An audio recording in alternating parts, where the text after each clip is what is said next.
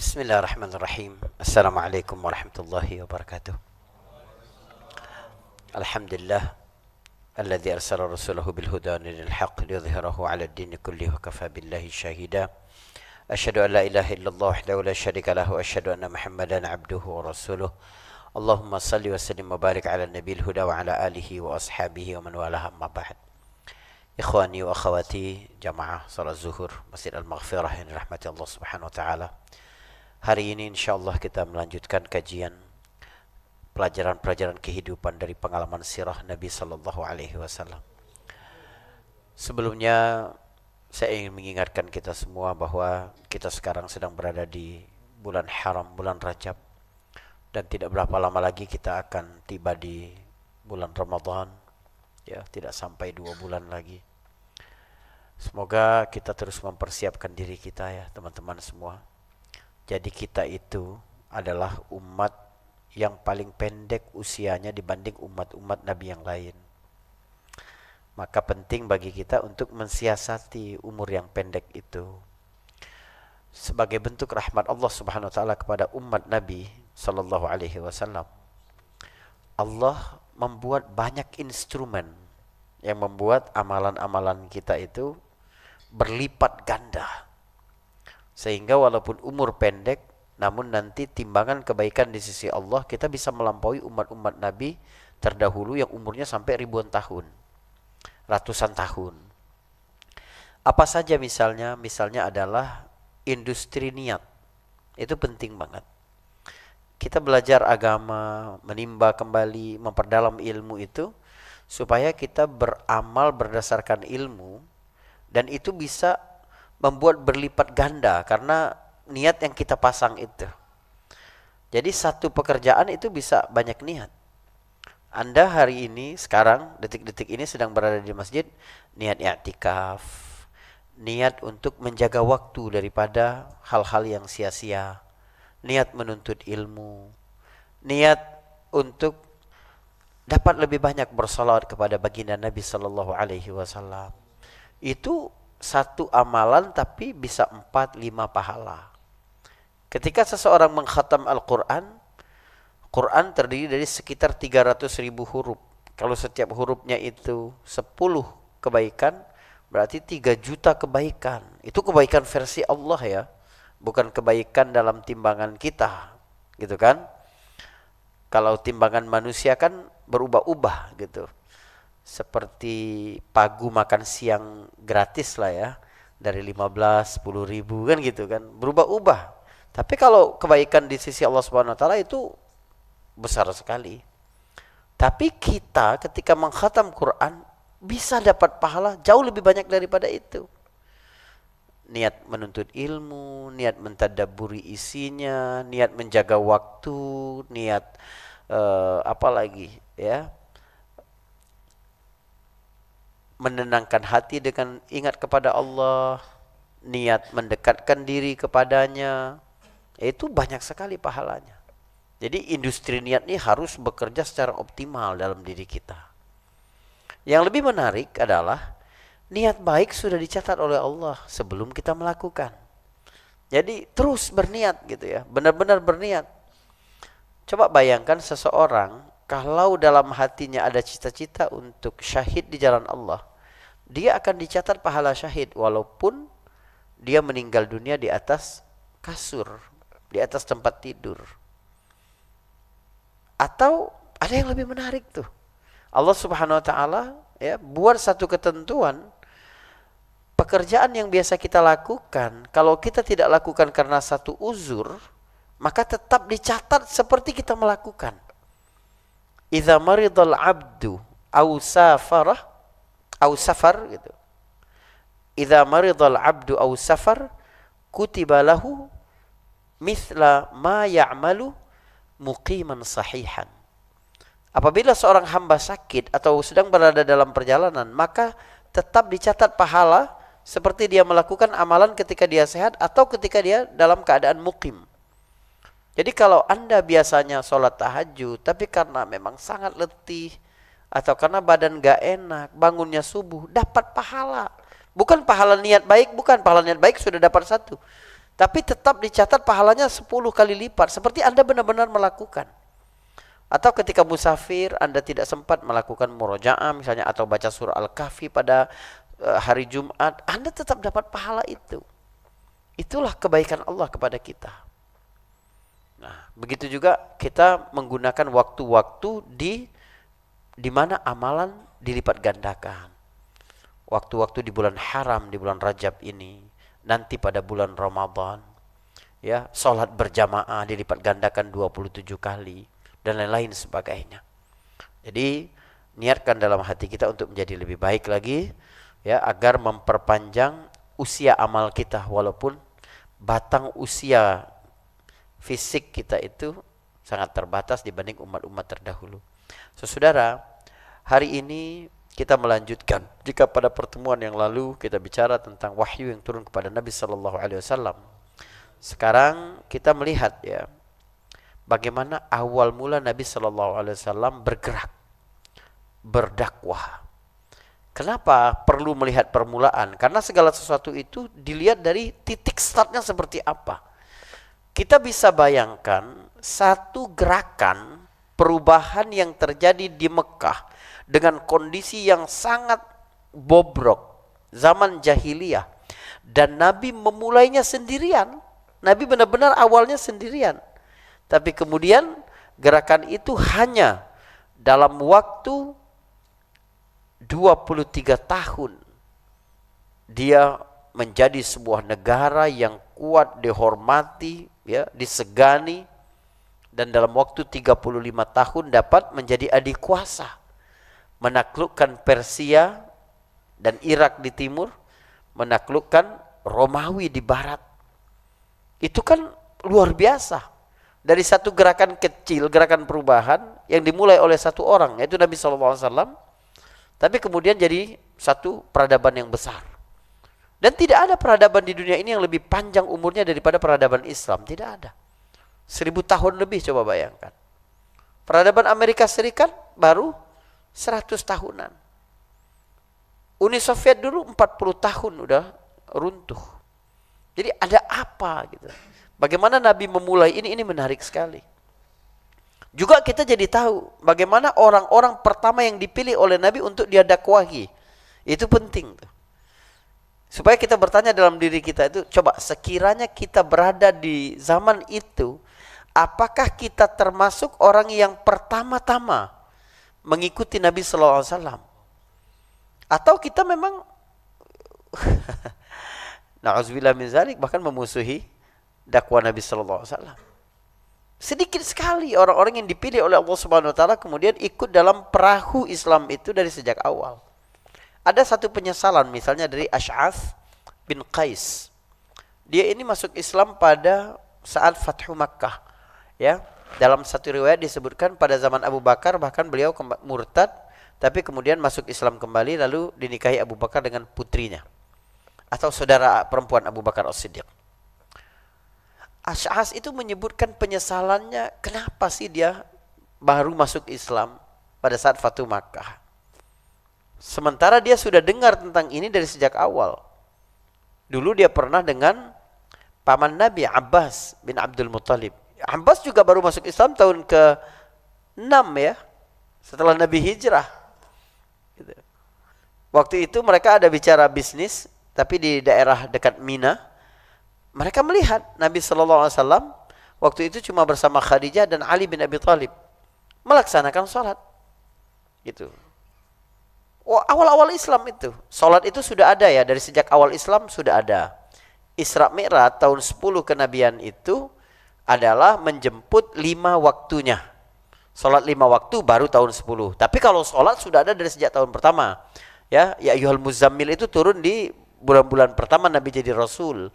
Ya qumil laila illa qalila. Sholat sudah ada. Tapi sholat malam saja, kemudian sholat pagi dan sholat petang.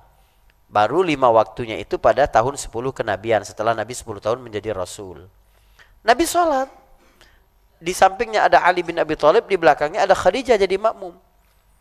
Nah, Qais itu tanya kepada Abbas, siapa mereka ini? Gitu. Kata Abbas, paman Nabi, saudara Abdullah, bapak Nabi. Kata Abbas, itu ponakanku Muhammad. Dia mengaku menjadi nabi untuk umat ini. Dan dia sedang melaksanakan sholat. Di sampingnya itu adalah ponakanku yang lain. Anak dari Abu Talib. Ponakan Abbas juga. Dan di belakangnya adalah istrinya. Kalau kamu mau, ayo aku kenalin. Biar dia jelaskan tentang agama ini. Kata Ash'ath, enggak ah. Udah kita ngomong bisnis aja. Kira-kira begitu. Lalu hari berlalu. 13 tahun kemudian Nabi hijrah. 8 tahun setelah hijrah, Nabi membebaskan kota Mekah. Baru beliau masuk Islam. Dan dia menangis. Menyesal. Kenapa ya enggak tertarik dari dulu kepada Islam? Kemana saja dia selama ini? Nah, kita perlu melihat nih. Bagaimana, dari mana Rasulullah memulai? Kepada siapa Rasulullah memulai? Kapan Rasulullah memulai? Sebab dakwah Nabi ini tonggak kebangkitan Islam. Nah, kalau kita melihat dari sejarah, strategi Nabi dalam melangkah di awal dakwah, kita akan menemukan ada 3 pilar utama memahami kesuksesan dakwah Nabi Shallallahu Alaihi Wasallam. Yang pertama adalah memulai dari orang terdekat. Jadi ketika memulai perubahan, hal yang pertama yang menentukan adalah siapa yang kamu pilih untuk mendampingimu dalam hidup. Dan Nabi SAW ya, paling dekat dengan Khadijah binti Khuwailid. Mengapa Nabi memilih Khadijah? Kenapa? Bukan semata-mata karena Khadijah adalah istri, bukan. Tapi Nabi memang melihat ini adalah sosok yang tepat untuk diceritakan sejak awal. Soalnya bukan tidak mungkin ada pertanyaan nih. Kenapa Nabi misalnya tidak bercerita saja kepada temannya Abu Bakar As-Siddiq, teman akrabnya? Atau kepada pamannya Abu Talib. Abu Talib sudah mengurus Nabi dari Nabi umur 8 tahun. Bijaksana, pemimpin satu kaum. Tapi Nabi tidak tergesa-gesa. Berarti Nabi memilih Khadijah itu bukan kebetulan. Bukan ketika pulang ke rumah ada Khadijah, bukan. Nabi bisa saja ke rumah Abu Bakar dulu. Atau ke rumah Abu Talib dulu, cerita apa yang terjadi. Jadi kalau kemudian Nabi memilih Khadijah, itu memang berarti ada keistimewaan yang luar biasa dalam diri Khadijah. Dan itu sangat tampak. Yang pertama adalah, Khadijah adalah pribadi yang memang sangat cerdas. Dia tahu kemana dia harus bertanya akan kebingungan ini. Khadijah ketika diceritakan itu, selain dia mengangkat moral suaminya, ketika Nabi berkata bahwa aku takut Khadijah terjadi sesuatu yang buruk atasku. Ya. Laqad khasyitu ala nafsi, kata Nabi. Aku takut sesuatu buruk terjadi atasku. Itu kan menunjukkan bahwa dia sedang, moral Nabi itu sedang berada paling bawah. Nabi benar-benar terpuruk. Ada kekhawatiran yang luar biasa menyangkut pribadinya, integritasnya. Jangan-jangan dia sudah gila, jangan-jangan dia kemasukan roh jahat, jangan-jangan seperti itu. Tapi lihat bagaimana Khadijah langsung mengangkat moral Rasulullah SAW. Itulah yang harus dilakukan oleh teman-teman dekat. Itulah yang harus dilakukan seorang pasangan. Ketika pasanganmu sedang dalam keadaan runtuh, moralnya sedang di bawah, saat yang tepat kamu untuk mengangkatnya tuh. Jangan tambah di perpuruk keadaannya, menjadi semakin terpuruk, jangan. Kadang ayah kepada anak ya, atau ibu kepada anak, ketika anaknya sedang jatuh moralnya, bahkan dia buat lebih terpuruk lagi. Ah, kamu gitu aja ranking 15 gitu misalnya. Anak datang pulang ke rumah cerita, mama maaf ya kakak gak dapat ranking gak apa. Makanya mama bilang kamu begini. Itu bukan saat yang tepat. Evaluasi itu nanti ketika jiwa seseorang sedang siap. Jadi ketika pasanganmu, anakmu, sahabatmu sedang bercerita sesuatu ya, yang memperlihatkan mereka sedang terpuruk moralnya, saat itu kita harus angkat. Jadi ketika Nabi berkata, aku takut terjadi sesuatu yang buruk terjadi atasku, Khadijah langsung mengangkat moral Nabi. Enggak mungkin Tuhan memperlakukan buruk kepadamu. Wallahi la yukhzikallahu abada. Demi Allah, dia enggak mungkin berbuat sesuatu yang buruk kepadamu. Orang sebaik engkau tuh enggak mungkin didatangi bahaya oleh Allah. Engkau orang yang menyambung silaturahim, berpihak kepada yang benar, berkata-kata jujur, menghormati tamu dan menjamunya. selalu berada di sisi orang-orang yang sedang membutuhkan, sehingga moral Nabi terangkat. Itu Khadijah. Jadi pada saat kita sedang merintis satu proyek, merintis satu bisnis atau satu program, jangan salah mencari siapa orang-orang yang dekat dengan kita dulu. Siapa yang tepat di situ. Jangan sampai kita berhadapan dengan orang yang melemahkan, yang meniupkan pesimisme. Jangan. Harus cari pribadi yang dapat menguatkan, mengangkat moral. Karena kondisi pertama itu belum ketemu polanya, kamu harus ketemu orang yang tepat. Tim yang tepat dulu di situ.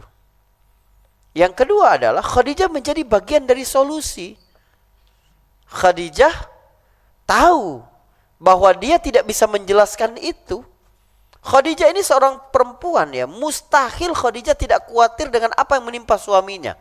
Tapi dia tahu ini bukan saat yang tepat untuk menunjukkan, menambah kekalutan suaminya. Maka Khadijah bilang, udah tenang, Allah nggak mungkin nyakitin kamu. Padahal mustahil Khadijah itu nggak khawatir. Siapa ya datangin suamiku malam-malam di gua, terus ngilang, terus makhluknya beda, nggak kayak manusia. Kalau nanti dia ngikutin ke rumah gimana? Kalau nanti suamiku kenapa-kenapa gimana? Tapi itu semua disingkirkan oleh Khadijah. Dia ingin menjadi bagian dari solusi. Apa yang dilakukan Khadijah? Karena dia tidak tahu menjawab itu, dia bawa kepada Waraqah bin Naufal, sepupunya, yang belajar Alkitab selama sekitar 20 tahun di Syam. Dan ini menarik. Khadijah tidak membawa Nabi Muhammad kepada dukun-dukun, ya, kahin yang ada di sekitar Ka'bah. Tapi dia membawa kepada Waraqah yang belajar Alkitab. Khadijah faham pada hal-hal yang tidak bisa dicerna oleh logika, maka point of view agamalah yang paling tepat. Khadijah pengen ngelihat dari sisi agama seperti apa. Maka beliau datang membawa Nabi ke Waraqah bin Naufal. Ini sudah kita sampaikan pada pertemuan yang lalu. Kemudian teman-teman sekalian, selain tim atau orang yang tepat, Nabi dalam melakukan pertama kali dakwahnya itu juga berdasarkan bekal yang cukup. Ini penting. Artinya begini, ketika Anda memulai satu proyek dalam bentuk kekinian, jangan sampai kita ini menjadi pribadi-pribadi yang latah. Orang buka e-commerce, kita buka juga. Orang bikin startup, kita bikin juga. Orang sebelum ada penguasaan yang tepat, pembacaan pasar yang detail, ya, pembacaan tentang modal dan lain-lain sebagainya, arus kas dan lain-lain sebagainya, jangan. Apa saja bekal yang cukup untuk memulai satu proyek? Dalam memulai proyek dakwah ini, Nabi dibekali oleh 4 hal. Yang pertama adalah ilmu. Karena itu wahyu yang pertama kali turun kepada Nabi adalah Iqra.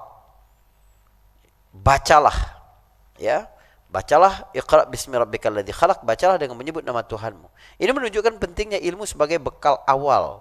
Dakwah itu harus dimulai dengan pemahaman dan ilmu yang mendalam.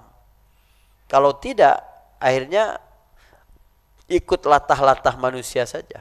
Apalagi di era media sosial seperti hari ini, akhirnya siapa saja dapat berfatwa, siapa saja dapat bicara tentang agama. Akhirnya riuh ruang sosial kita, perdebatan, ya, kemudian saling kecam dan lain sebagainya. Karena apa? Karena tidak berdasarkan ilmu yang cukup.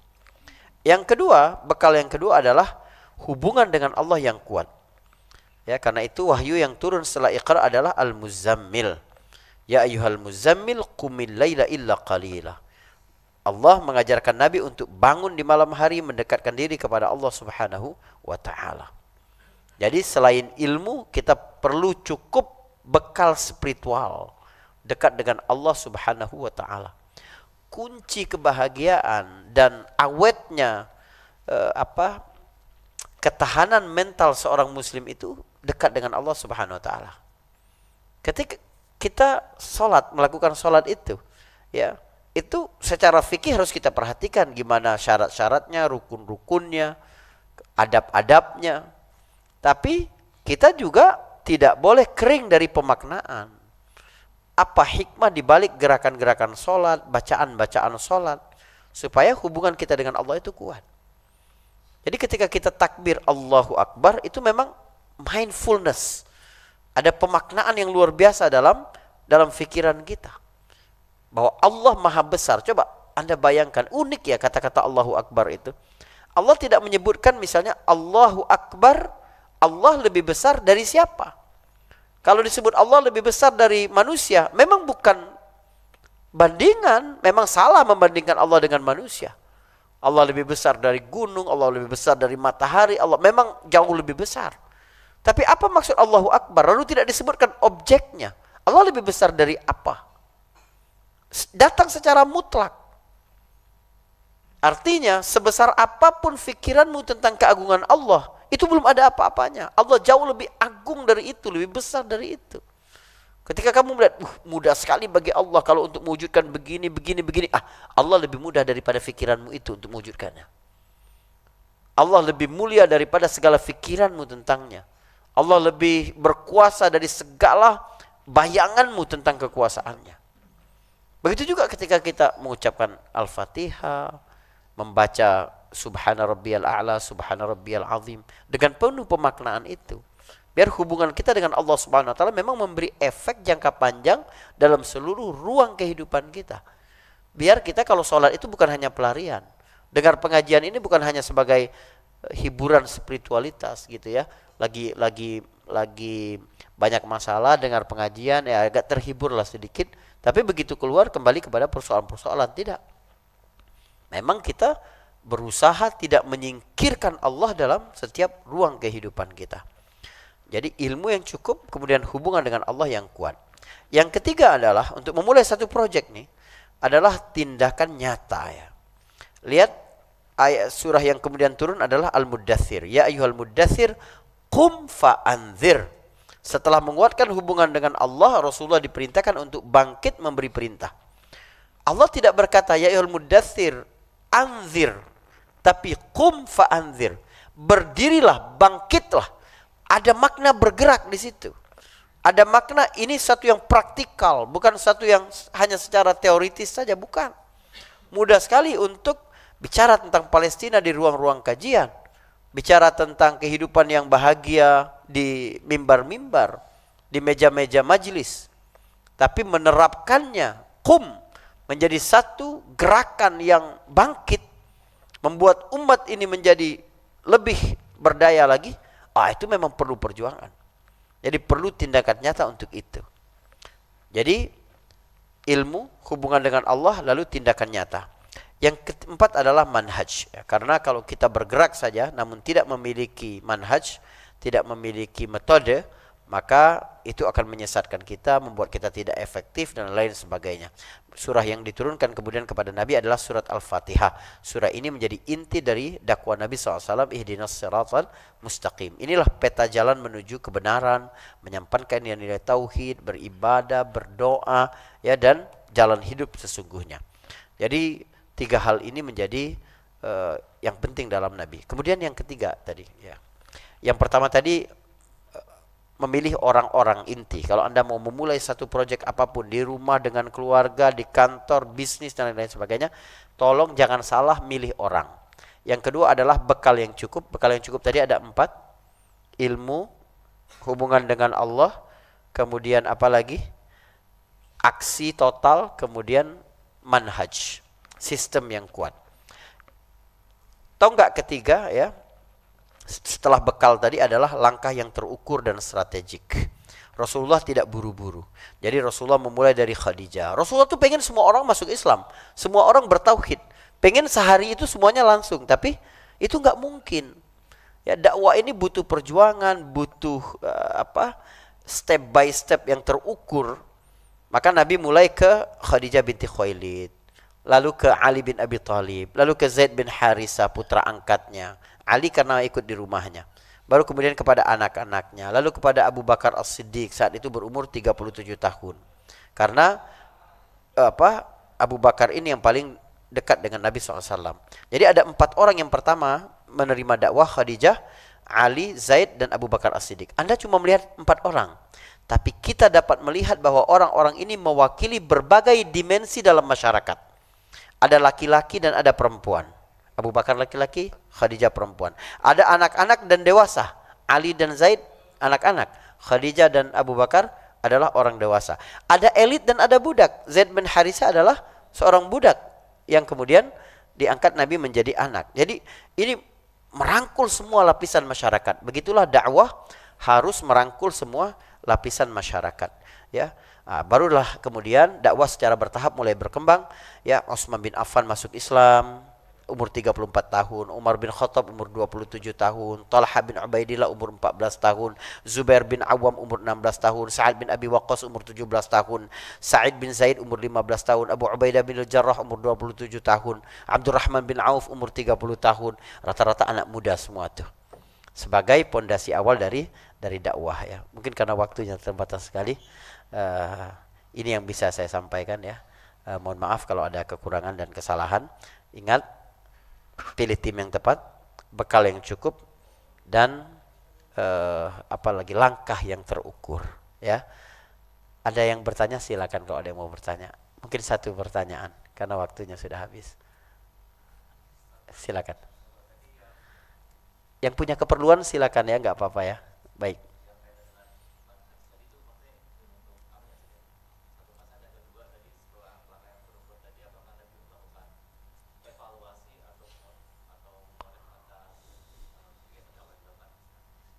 Iya, iya. Jadi di dalam Islam, ya, konsep evaluasi dan memperbaiki diri itu berjalan secara berbarengan, paralel. Karena Allah menyebutkan, ya ayyuhalladzina amanu taqullah wal tanzur nafsun ma qaddamat lighad. Evaluasi masa lalu yang berhasillah membuat menjadi langkah masa depan menjadi lebih baik lagi, gitu. Tapi dalam dakwah awal Nabi sallallahu alaihi wasallam, Nabi melakukan itu. Misalnya begini, sebelum Nabi dakwah secara terang-terangan kepada seluruh penduduk Quraisy, Nabi itu sempat mengundang paman-pamannya dulu, saudara-saudaranya dulu, sekitar 40 orang, ngajak makan di rumahnya dulu. Jadi ketika Nabi mengajak makan paman-pamannya itu, setelah makan, Nabi niatnya mau ngasih tahu, mulai berdakwah kepada mereka. Tapi karena Nabi belum sempat berdiri, tiba-tiba Abu Lahab yang duluan berdiri.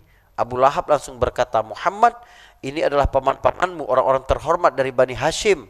Jangan engkau membuat malu mereka dengan apa yang engkau serukan kepada kaummu. Berarti sudah bocor sebenarnya beberapa hal kepada Nabi. Padahal Nabi sudah sangat hati-hati.